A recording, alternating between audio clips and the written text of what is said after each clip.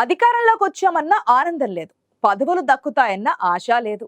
ఏడాది గడిచిపోయినా ఏ పని కావడం లేదు. 10 ఏళ్ల పాటు పార్టీ కోసం కష్టపడ్డాం, కానీ పదవులు మాత్రం కొందరికి అన్నట్లుంది అధికార పార్టీలో పరిస్థితి. కక్కలేక మింగలేక అన్నట్లుంది హస్తం పార్టీ సెకండ్ కేడర్ దీనస్థితి. ఎవరికి చెప్పుకోలేక ఏం చేయలేక తెగ ఇబ్బంది పడిపోతున్నారు కొందరు.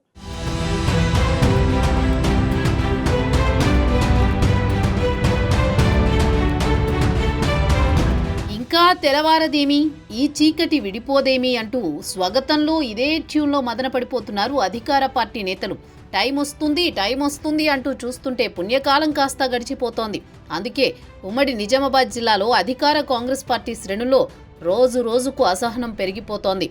అధికారంలోకి వచ్చి ఏడాదిన్నర అవుతున్నా పార్టీలో ప్రభుత్వంలో తమకు ప్రాధాన్యం దక్కడం లేదని నాయకులు కార్యకర్తలు ఆవేదన వ్యక్తం చేస్తున్నారు. కొందరు ద్వితీయ తృతీయ శ్రేణి నాయకులు అధికారంలోకి వచ్చినా తమకు అన్యాయం జరుగుతోందని గుర్రుగా ఉన్నారట.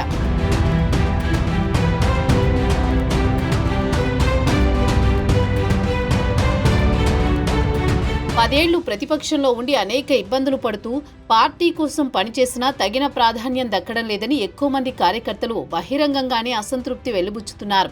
బీఆర్ఎస్ అధికారంలో ఉన్న సమయంలో విచ్చలవిడిగా వ్యవహరించిన వాళ్లు కాంగ్రెస్లో ఉండి కూడా గులాబీ పార్టీకి ఒత్తాసు పలికిన వాళ్లకే అధికారంలోకి వచ్చాక ప్రాధాన్యమిస్తున్నారంటున్నారు కొందరు. వివిధ శాఖల అధికారులు కూడా బీఆర్ఎస్ నుంచి వచ్చిన వాళ్ల మాటకే విలువ ఇస్తూ తమకు సహకరించడం లేదని ఆగ్రహంగా ఉందట అధికార పార్టీ క్యాడర్.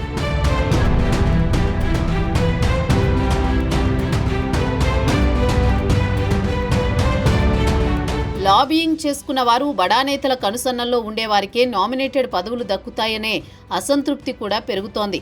బాల్కొండ నియోజకవర్గం నుంచే ముగ్గురికి రాష్ట్ర స్థాయి కార్పొరేషన్ చైర్మన్ పదవులు, బీఆర్ఎస్ నుంచి వచ్చిన మరొకరికి డీసీసీబీ చైర్మన్ పదవి ఇవ్వడంపై కూడా సీనియర్లు అసంతృప్తిగా ఉన్నారట. ఇన్నాళ్లు పార్టీ కోసం కష్టపడ్డ వారికి కనీసం పార్టీ పదవులు కూడా దక్కడం లేదంటున్నారు. మరోవైపు జిల్లా కాంగ్రెస్లో కొందరు నాయకులు మాత్రమే అధికారం తమకు మాత్రమే అన్నట్లు చక్రం తిప్పుతున్నారట.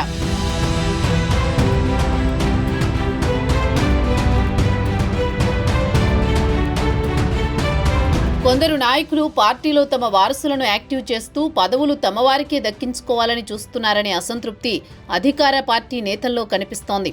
కష్టకాలంలో పార్టీకి అండగా ఉన్న తమను పట్టించుకోకుండా పదవులు పొందిన నాయకులు తమ స్వార్థం చూసుకుంటూ పెత్తనం చలాయిస్తుండడం కొందరికి ఏమాత్రం మింగుడు పడడం లేదు.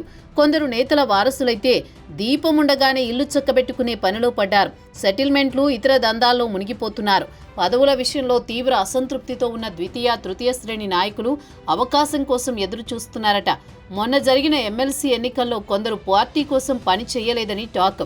కొందరికే డబ్బులు అందాయని మిగతా వారికి ఇవ్వలేదన్న ప్రచారం కూడా జరిగింది.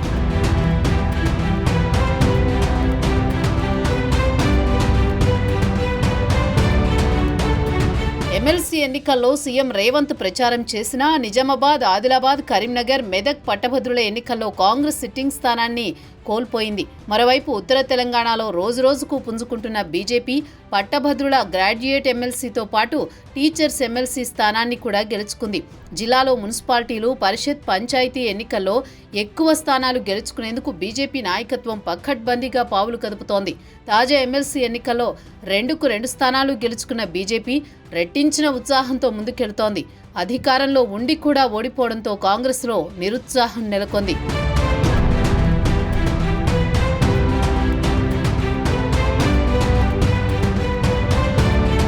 స్థానిక ఎన్నికలు జరిగితే చాలా మందికి అవకాశం వస్తుంది. కానీ ఎన్నికలు వాయిదా పడుతుండటంతో అధికార పార్టీలో అసంతృప్తి పెరుగుతోంది.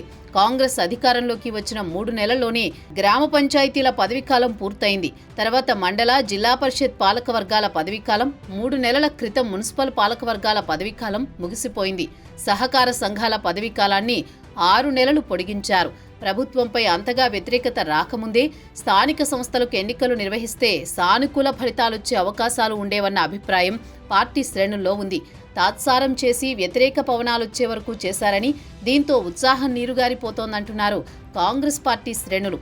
స్థానిక సంస్థల ఎన్నికలు నిర్వహించకుండా అధికారులకు బాధ్యతలు అప్పగించడంతో తమకు విలువ లేకుండా పోతోందని ద్వితీయ తృతీయ శ్రేణి నాయకులు వాపోతున్నారు. కొందరికే పదవులివ్వడం, వారి పెత్తనమే నడుస్తుండడం పార్టీకి భవిష్యత్తులో మరింత ఇబ్బందిగా మారే అవకాశం ఉందంటున్నారు విశ్లేషకులు.